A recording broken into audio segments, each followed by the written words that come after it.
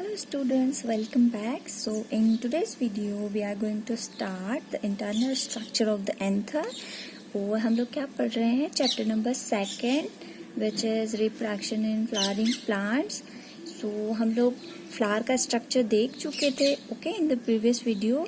और यहाँ पे हम लोगों को देखना है प्लांट के जो रिप्रोडक्टिव पार्ट है मतलब क्या फ्लावर, ठीक है। तो फ्लावर के अंदर भी 2 रिप्रोडक्टिव पार्ट्स हैं, ठीक है। देखो आपको एक्सप्लेन कर देती हूँ। जैसे प्लांट का जो रिप्रोडक्टिव पार्ट है वो क्या है आपका फ्लावर, ठीक है। फिर फ्लावर के अंदर मेल रिप्रोडक्टिव पार्ट और female reproductive part, mail reproductive part and female reproductive part. तो जो मेल रिप्रोडक्टिव पार्ट होता है वो क्या होता है आपका स्टैमेन, ठीक है। और इसमें भी मेनली क्या होता है आपका anther, okay. Female reproductive part क्या होता है आपका पिस्टल और इसमें भी मेन क्या होता है आपका ओवरी, ठीक है। इसको और क्या बोला जाता है एंड्रोशियम, और इसको और क्या बोला जाता है गाइनीशियम, ठीक है। प्लांट के अंदर जो रिप्रोडक्टिव पार्ट होता है वो होता है फ्लावर। फ्लावर के अंदर 2 मेल रिप्रोडक्टिव पार्ट्स होते हैं, mail reproductive part and female reproductive part. Mail reproductive part जो होता है वो होता है आपका stamen and female reproductive part जो होता है वो होता है आपका पिस्टल, ठीक है। मेल रिप्रोडक्टिव पार्ट को एंड्रोशियम भी बोलते हैं and the female reproductive part is also known as gynoecium, ठीक है। अब ये वाले जो नेम होते हैं वो जनरली क्या होते हैं कि हम लोग भूल जाते हैं, ठीक है। तो इसको याद करने के लिए आप कर सकते हो MA, ठीक है, जो एक लिटरेचर का डिग्री होता है MA, ठीक है। M is male reproductive part and A means androecium, ठीक है। तो जनरली आपको ये याद रहेगा। तो जो रिमेन रह गया वो जाहिर सी बात है कि FG होगा, ठीक है। तो आप ये याद रखो तो ये आपको अपने आप याद आ जाएगा, ठीक है। So these are the reproductive part of the flower. अब आज के लेक्चर में हम लोगों को क्या पढ़ना है, हम लोगों को पढ़ना है एंथर का स्ट्रक्चर, ठीक है। एंथर का स्ट्रक्चर। और अनदर थिंग इज दैट कि इसमें ये तो मेल रिप्रोडक्टिव पार्ट है, ठीक है। और इसमें जो मेल गैमेट्स होते हैं वो कौन होते हैं आपके पॉलन ग्रेन्स, ठीक है। इसमें फीमेल गैमेट जो होते हैं वो कौन होते हैं आपके ओव्यूल्स, ओके। तो पहले हमको एंथर का स्ट्रक्चर पढ़ना है, फिर एंथर के अंदर पोलन ग्रेन कैसे बनते हैं वो पढ़ना है आज के वीडियो में, ठीक है। तो हम लोग स्टार्ट करते हैं। As you can see internal structure of the anther, ठीक है। तो यहाँ पे सबसे पहले एंथर के बारे में थोड़ा सा जान लेते हैं कि क्या है। ऑल्सो नोन एज माइक्रोस्पोरेंजियम, ठीक है। जो आपका एंथर होता है उसको माइक्रोस्पोरेंजियम भी बोला जाता है, सॉरी। बट बिल्कुल जैसे आपका ये पार्ट है, ठीक है, ये आपका क्या है स्टैमिना है, ठीक है। ये फिलामेंट है, ये आपका एंथर है। तो हम लोगों को क्या पढ़ना है, इसको पढ़ना है। ये जो आपका एंथर है इसको हमको पढ़ना है। तो इसका एक बड़ा स्ट्रक्चर मैंने यहाँ पे ड्रॉ करके रखा है, आपको दिख रहा है, ठीक है। तो ये वाला जो पार्ट है इसको अगर आप बड़ा कर दोगे तो वो कैसे दिखेगा, ऐसा दिखेगा, ठीक है। तो इस वाले एंथर को जब आप बड़ा करोगे तो वो ऐसे दिखेगा। और इसमें जो लोब्स होते हैं, ठीक है, 1 2 3 4 लोब्स हैं, ऐसा नहीं होता, ठीक है। इसको देखो, आपको बीच में क्या है, यहाँ पे एक खांच बनी हुई है, ठीक है। तो इसने इसको 2 पार्ट में डिवाइड कर दिया है, ठीक है। तो इसको आप क्या बोलोगे कि एंथर कैसा है, बाई लोब्ड है, ठीक है। मतलब एक लोब ये है आपका और एक लोब ये है, ठीक है। तो इसमें कितने लोब्स हैं आपके 2 लोब्स हैं, मतलब ये कैसा है बाई लोब्ड है, ओके। अब इस बाई लोब में ये जो सर्कुलर आपको स्ट्रक्चर दिख रही है जिसके अंदर पोलन ग्रेन बनते हैं, ठीक है। इस एंथर में ये जो सर्कुलर स्ट्रक्चर आपको दिख रहा है जिसके अंदर एंथर बनते हैं, इस सर्कुलर स्ट्रक्चर को बोलते हैं माइक्रोस्पोरेंजियम। इसीलिए मैंने यहाँ पे लिखा हुआ है ऑल्सो नोन एज माइक्रोस्पोरेंजियम, ठीक है। नेक्स्ट जो है आपका नेक्स्ट जो आपका पॉइंट है पोलन ग्रेन्स और माइक्रोस्पोर्स, ठीक है। Pollen grains also known as microspores, ठीक है। कि पोलन ग्रेन्स कैसे होते हैं, बिल्कुल छोटे छोटे से टाइनी होते हैं, ठीक है। जब एंथर इतना छोटा है तो इसके अंदर बनने वाले पोलन ग्रेन्स कितने छोटे होंगे, ठीक है। बिल्कुल टाइनी पाउडरी स्ट्रक्चर होती है पोलन ग्रेन्स की, ठीक है। तो माइक्रो मीन्स छोटा, स्पोर मीन्स जो कि बिल्कुल टाइनी स्ट्रक्चर है, ठीक है। तो छोटी टाइनी स्ट्रक्चर, ठीक है, माइक्रोस्पोर्स। तो पोलन ग्रेन्स या microspore produce inside the anther, ठीक है। पोलन ग्रेन और microspores produce inside the anther, ठीक है। फिर एंथर क्या होता है आपका? मेल रिप्रोडक्टिव पार्ट होता है, जैसा कि हमने समझ ही लिया है इन द स्टार्टिंग, ठीक है। अब यहाँ पे एक नॉर्मल सी लाइन लिखी हुई है, एंथर और माइक्रोस्पोरेंजियम। एंथर और microsporangium is a sac where male gamete और पोलन ग्रेन्स और माइक्रोस्पोर, मेल गैमेट बोल दो चाहे पोलन ग्रेन्स बोल दो चाहे माइक्रोस्पोर्स बोल दो, एक ही बात है, ठीक है। मेल गैमेट या फिर पोलन ग्रेन्स या फिर माइक्रोस्पोर्स, एक ही बात है, आर प्रोड्यूस, ठीक है। एंथर या माइक्रोस्पोरेंजियम एक ऐसा शेक होता है या एक ऐसी सर्कुलर बॉडी होती है जिसके अंदर क्या होते हैं आपके मेल गैमेट्स या पोलन ग्रेन्स या माइक्रोस्पोर्स क्या होते हैं? प्रोड्यूस होते हैं, ठीक है। आई होप आपको यहाँ तक समझ आ गया है। अब हम लोग बढ़ते हैं इसके स्ट्रक्चर की तरफ, ठीक है। तो this is the transverse section of anther, transverse section of anther, ठीक है। ये वाला जो स्ट्रक्चर है इसी को बड़ा करके मैंने यहाँ पे बना दिया है, तो वो अंदर से कुछ ऐसा दिखता है एंथर, ठीक है। एंथर कैसा होता है? बाइलोब्ड होता है, ठीक है। ये जो बीच में रिजिड सेल वॉल होती है जिसका रिप्रोडक्शन में कोई रोल नहीं होता है, बस ये क्या करती है, दो लोब को आपस में सेपरेट करके रखती है, ठीक है। सो यहाँ पे जब आप इंटरनल इसके स्ट्रक्चर में जाओगे तो आपको 3 लेयर्स दिखेगी यहाँ पे, ठीक है, 3 लेयर्स दिखेगी। तो इसमें जो सबसे फर्स्ट वाली लेयर होती है उसको बोलते हैं एपिडर्मिस, ठीक है। जो फर्स्ट वाली आपकी लेयर होती है, आउटर मोस्ट लेयर, ठीक है, उसको क्या बोला जाता है? एपिडर्मिस बोला जाता है। और ये सिंगल सेल की लेयर होती है और सेल्स बिल्कुल कैसी होती हैं? फ्लैट होती है, ठीक है। ये जो रेड कलर के आपको सेल्स दिख रही हैं ये बिल्कुल कैसी है? सिंगल सेल लेयर है, ठीक है, सिंगल सेल लेयर है, बिल्कुल कोई डबल लेयर आपको दिख नहीं रही है, बिल्कुल सिंगल सेल लेयर है और कैसी? फ्लैट है, ठीक है, बिल्कुल कैसी है? फ्लैट है, ओके। जो नेक्स्ट आपकी लेयर है, सेकेंड लेयर, वो है आपकी एंडोथीसियम, ठीक है। फर्स्ट लेयर हो गई आपकी एपिडर्मिस, सेकेंड लेयर है आपकी एंडोथीसियम, ठीक है। एंडोथीसियम की जो लेयर होती है वो भी 1 लेयर से बनी होती है, 1 लेयर ऑफ सेल, बट इसमें जो सेल्स होती है वो कैसी होती है? रेडियली अरेंज होती है, ठीक है। इसीलिए हमको थोड़ा सा साइज क्या होता है? इंक्रीज हुआ दिखाई देता है, ठीक है। सेल्स कैसी होती है? रेडियली अरेंज होती है और सेल्स में जो होता है कैलोस की थिकनिंग प्रेजेंट होती है, ठीक है, कैलोस की थिकनिंग प्रेजेंट होती है, ठीक है। कैलोस सब्सटेंस होता है जो सेल्स को आपस में क्या करके रखता है? वाइंड अप करके रखता है, ठीक है। इसका जो मेन फंक्शन है कैलोस का वो हम लोग यहाँ पे देखेंगे, ठीक है।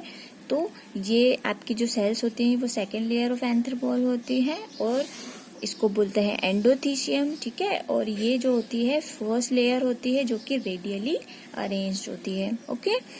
जो थर्ड लेयर होती है, जो आपको येलोइश कलर की लेयर दिख रही है, इसको बोलते हैं मिडिल लेयर, ठीक है। और ये कौन सी लेयर है आपकी? थर्ड लेयर, ठीक है।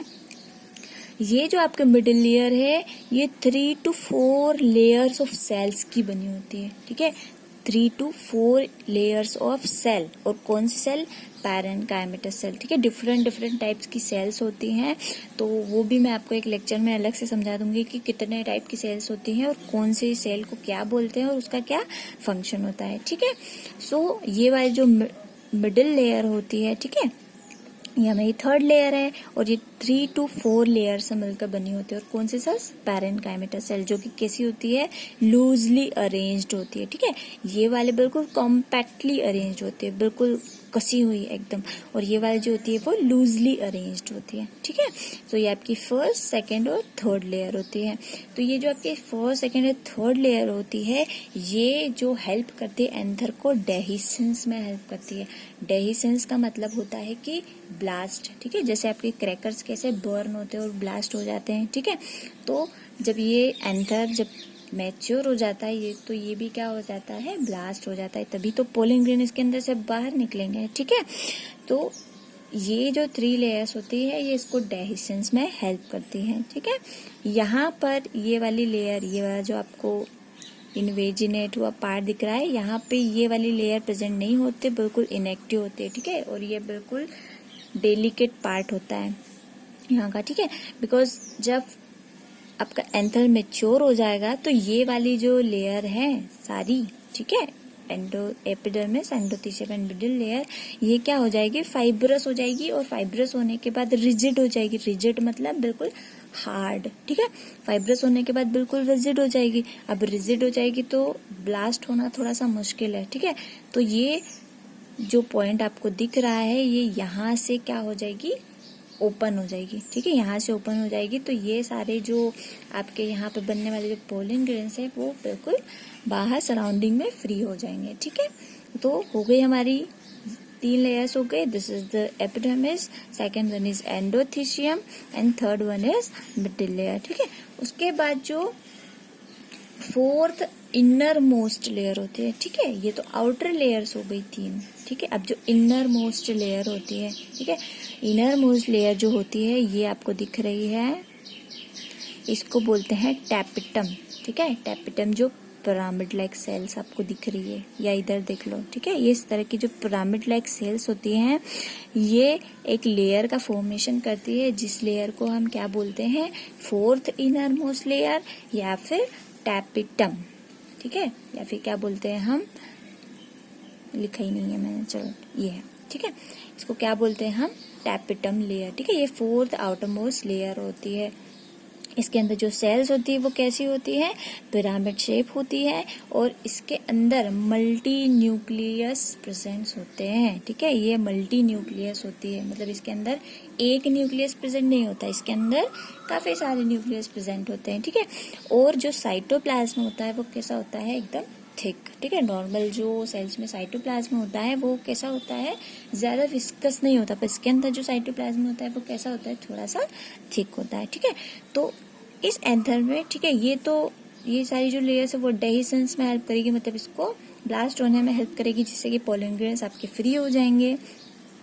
ये जो टैपिटम वाला पार्ट है, ठीक है, ये इसमें बहुत ज्यादा इंपॉर्टेंट होता है, बिकॉज इसी के अंदर ये जो आर्किस्पोरियल सेल्स आपको दिख रही है, ये वाली जो सेल्स है, बंच ऑफ सेल्स, ठीक है, जो कॉम्पैक्टली अरेंज्ड है, इनको बोलते हैं आर्किस्पोरियल सेल्स या फिर स्पोरोजिनस सेल्स, ठीक है।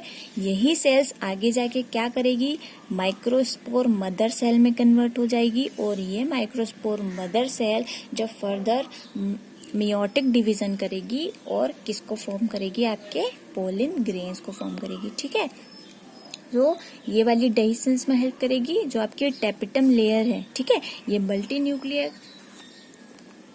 न्यूक्लिएटेड होती हैं, और इसके अंदर जो साइटोप्लाज्म होता है वो कैसा होता है, थिक होता है, ठीक है। अब इसके फंक्शंस देख लेते हैं कि इस टैपिटम लेयर के क्या फंक्शन होते हैं। तो ये एक न्यूट्रिटिव लेयर होती है, जो कि क्या करती है, डेवलपिंग माइक्रोस्पोर्स को, ये जो है ना आपके, ये क्या है, माइक्रोस्पोर्स, ठीक है, जो अभी डेवलप हो रहे हैं, ठीक है, जो आगे चल के क्या बनाएंगे, आपके पोलन ग्रेन्स बनाएंगे। तो ये जो डेवलप होने वाले माइक्रोस्पोर्स हैं, उनको क्या प्रोवाइड करती है, न्यूट्रिशन प्रोवाइड करती है, कौन, टैपिटम लेयर, ये वाली जो आपको दिख रही है, ये वाली किनको न्यूट्रिशन प्रोवाइड करती है, इनको, ठीक है। जो सेकंड फंक्शन होता है, ये क्या करती है कि एक एंजाइम सिक्रीट करती है, जिसको बोलते हैं कैलेज, ठीक है। कैलेज एंजाइम क्या करता है कि देखो, ये सारी जो सेल्स होती है ना, ये आपस में किससे जुड़ी होती है, एक सब्सटेंस होता है कैलोज, ठीक है, अभी जो मैंने बताया था आपको, जो इस लेयर में प्रेजेंट था। तो यहाँ पे भी जो सेल्स हैं, आर्किस्पोरियल सेल्स, ये एक दूसरे से कॉम्पैक्टली अरेंज क्यों है, क्योंकि इनके बीच में क्या प्रेजेंट है, कैलोज प्रेजेंट है। अब ये एक दूसरे से कॉम्पैक्टली अरेंज होगी तो ये अपना फंक्शन कैसे परफॉर्म कर पाएगी, या कैसे ये ग्रोथ कर पाएगी, ठीक है। तो इनको अलग अलग होना भी जरूरी है, ठीक है। तो इनको अलग अलग जब होना रहेगा तो अलग अलग कैसे होंगी, ये वाली जो टैपिटम लेयर है, ये क्या करेगी, एक एंजाइम का सिक्रीशन करेगी, जिसको बोलते हैं कैलेज। तो वो कैलेज क्या करेगा, कैलोज को डाइजेस्ट कर देगा, और ये सारी सेल्स क्या हो जाएंगी, सेपरेट हो जाएंगी, ठीक है। तो फर्स्ट फंक्शन क्या है, it provides nutrition to the developing microspores. Second क्या है आपका, it secretes enzyme like callase, okay. Third function है कि टैपेटम सेल्स जो होती है वो यूबिश बॉडीज को फॉर्म करती है, ठीक है। यूबिश बॉडीज जो होती है, अब वो उसका स्ट्रक्चर तो मैं आपको नहीं बता सकती बिल्कुल, क्योंकि बहुत ज्यादा इंटरनल हो जाएगा, ठीक है। वो जब हम फर्दर आगे स्टडी करेंगे तो वहां पे पढ़ लेंगे। अभी आप सिर्फ सुन लो क्या करती है टैपेटम सेल्स, यूबिश बॉडीज का फॉर्मेशन करती है जो कि कोटेड होती है आपके स्पोरोलिन से, ठीक है। स्पोरोपोलिनिन से कोटेड होती है। और जो स्पोरोपोलिनिन होता है वो आपका मोस्ट रेजिस्टेंस सब्सटेंस होता है, ठीक है। मतलब मोस्ट रेजिस्टेंट का मतलब कैसा होता है कि अगर उसने किसी चीज को रिस्ट्रिक्ट कर दिया है कि यही अंदर आ सकती है, सिर्फ यही बाहर जा सकती है, या यही सिर्फ इस पे अफेक्टेड होगी, तो फिर उसके अलावा कोई उसको डैमेज नहीं कर सकता, ठीक है। जैसे हमारे घर में हमारा डोर होता है, वो क्या करता है, एज ए रजिस्टर का वर्क करता है कि जिसको बाहर जाना है वही बाहर जाएगा, ठीक है, और जिसको अंदर आना है वही अंदर आएगा, ठीक है। तो वो डोर क्या हो गया आपका, रेजिस्टेंट हो गया। ऐसे ही यूबिश बॉडी जो इस टैपेटम सेल की हेल्प से फॉर्म होती है, उसके सराउंडिंग में, ठीक है, एक चित्र सा मान लेते हैं कि दिस इज द यूबिश बॉडी, और इसके सराउंडिंग में क्या होती है आपकी स्पोरोपोलिनिन की लेयर होती है, ठीक है, जो कि हाईली रेजिस्टेंट सब्सटेंस होता है, ठीक है, इन द लिविंग वर्ल्ड। सबसे ज्यादा रेजिस्टेंट सब्सटेंस होता है इन द लिविंग वर्ल्ड। तो ये जो यूबिश बॉडी होती है स्पोरोपोलिनिन से कोटेड होती है, ठीक है। उसके बाद जो ये स्पोरोपोलिनिन होता है ये एक्साइन का फॉर्मेशन करता है। किसका फॉर्मेशन करता है, एक्साइन का। अभी ये सब जो मैं आपको बोल रही हूँ वो मैंने लिख के रखा है, तो वो सब मैं आपको दिखा दूंगी, ठीक है। तो आपको इजीली आप उसका स्क्रीनशॉट ले लेना, फिर उसको बाद में रीड करना, ठीक है। वीडियो सुनते जाना और उसको जो आपने स्क्रीनशॉट लिया है उसको आपने लिख लेना आपकी कॉपी में, ताकि जब आप उसको रीड करो तो वो आपकी आंखों के सामने रहे, ठीक है। तो ये जो यूबिश बॉडी है इसके ऊपर किसका कवर है, स्पोरोपोलिनिन का कवर है। ये स्पोरोपोलिनिन का कवर किसका फॉर्मेशन करेगा, एक्साइन का फॉर्मेशन करेगा। अब ये एक्साइन क्या है जब आप आगे पढ़ेंगे तो वहां पे मैं आपको समझाते जाऊंगी, ठीक है। स्पोरोपोलिनिन किसका फॉर्मेशन करेगा, एक्साइन का फॉर्मेशन करेगा, ठीक है। और ये टैपेटम सेल्स क्या करती हैं, ये पोलन कीट का फॉर्मेशन करती है। पोलन कीट जिसके अंदर आपके क्या फिलअप रहते हैं, आपके पोलन ग्रेन्स फिल होते हैं, उसको क्या बोलते हैं हम, पोलन कीट, ठीक है। तो ये हो गए आपके फंक्शंस किसके, टैपेटम के, ठीक है। एक बार फिर से थोड़ा सा ओवरव्यू देख लेते हैं। This is the epidermis, endothecium and middle layer. ये जो 3 लेयर है इसके डाइजेशंस में हेल्प करेगी। किसके डाइजेशंस में हेल्प करेगी, एंथर के, ठीक है। उसके बाद अंदर जाते हैं, फोर्थ आउटर मोस्ट लेयर कौन सी होती है आपकी, टैपेटम होती है, ठीक है। टैपेटम लेयर क्या करती है, न्यूट्रिशन प्रोवाइड करती है, और ये पिरामिड शेप्ड होती है, ठीक है। इनके अंदर बहुत सारे न्यूक्लियस प्रेजेंट होते हैं और थिक साइटोप्लाज्म प्रेजेंट होता है, ठीक है। टैपेटम का फंक्शन क्या होता है, ये न्यूट्रिटिव लेयर होती है जो बनने वाले नए माइक्रोस्पोर्स को या पोलन ग्रेन्स को क्या प्रोवाइड करते हैं, न्यूट्रिशन। क्योंकि जब तक न्यूट्रिशन प्रोवाइड नहीं करेंगे तो वो ग्रोथ कैसे करेंगे, ठीक है। तो ये न्यूट्रिशन प्रोवाइड करती है। उसके बाद सेकंड फंक्शन क्या है कि ये कैलेज एंजाइम का फॉर्मेशन करती है, जो कि कैलोज को डाइजेस्ट कर देती है और पोलन ग्रेन्स के रिलीज में हेल्प करती है, ठीक है। थर्ड फंक्शन क्या है, ये यूबिश बॉडीज का फॉर्मेशन करती है। यूबिश बॉडी के सराउंडिंग में स्पोरोपोलिनिन नाम का सब्सटेंस होता है, और ये जो स्पोरोपोलिनिन सब्सटेंस होता है ये सबसे ज्यादा रेजिस्टेंस सब्सटेंस होता है इन द लिविंग वर्ल्ड, ठीक है। और ये स्पोरोपोलिनिन एक्साइन के फॉर्मेशन में हेल्प करता है, ठीक है। फोर्थ फंक्शन क्या है, फोर्थ फंक्शन क्या है, ये जो टैपेटम सेल्स होती हैं पोलन किट का फॉर्मेशन करती है, जिसके अंदर के पोलन ग्रेन आपके फॉर्म होते हैं, ठीक है। सो ये वाला पार्ट हो गया हमारा। अब ये जो डेलिकेट वाला पार्ट होता है इसको बोलते हैं पॉइंट ऑफ डेहिसेंस, ठीक है। पॉइंट ऑफ डेहिसेंस मतलब, ठीक है, डेहिसेंस में हेल्प तो करेगी, बट जो डेहिसेंस स्टार्ट होगा वो कहाँ से स्टार्ट होगा, यहाँ से, क्योंकि ये वाला पार्ट तो जब मेच्योर हो जाता है एंथर तो ये वाला पार्ट क्या हो जाता है, फाइब्रस होकर रिजिड हो जाता है। तो ये तो इतनी आसानी से टूटेगा नहीं, ठीक है। क्यों नहीं टूटेगा और ये रिजिड क्यों हो जाता है, इसको रिजिड होना इसलिए जरूरी होता है बिकॉज अंदर आपके पोलन ग्रेन्स है जो कि बहुत ज्यादा डेलिकेट स्ट्रक्चर होती है।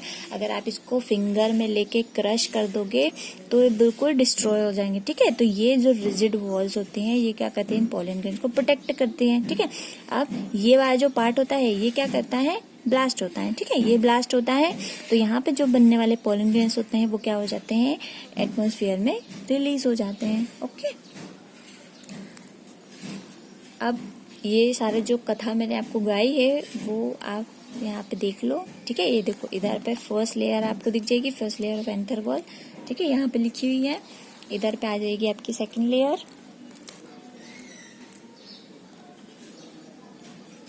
ठीक है। आई होप आपको दिख रहा होगा, इसका स्क्रीनशॉट आप जरूर ले लेना, उसको बाद में राइट डाउन कर लेना अपनी कॉपी में, ठीक है। ये आपकी सेकंड लेयर, ठीक है, this is your second layer. Third layer, fourth outer most layer, ये फंक्शन ऑफ टेपिटम।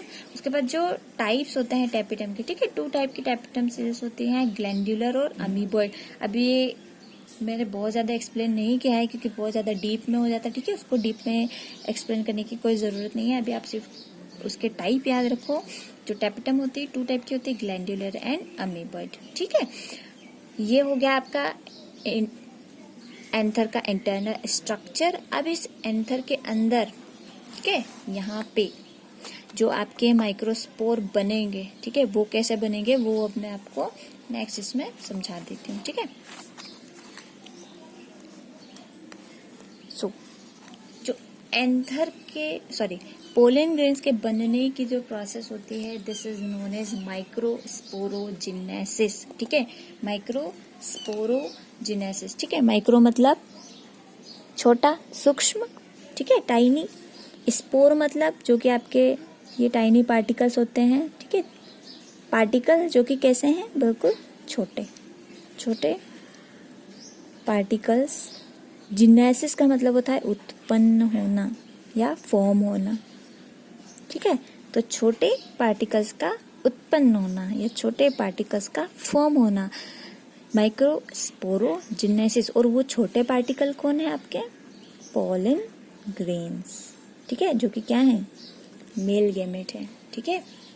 तो ये जो मेल गैमेट हैं, इनके जो बनने की प्रोसेस है इनको बोलते हैं माइक्रोस्पोरोजेनेसिस, या पोलन ग्रेन को आप क्या बोल सकते हैं, और माइक्रोस्पोर्स भी बोल सकते हैं, ठीक है। तो माइक्रोस्पोर्स या पोलन ग्रेन्स के बनने की जो प्रोसेस होती है उसको क्या बोलते हैं, माइक्रोस्पोरोजेनेसिस।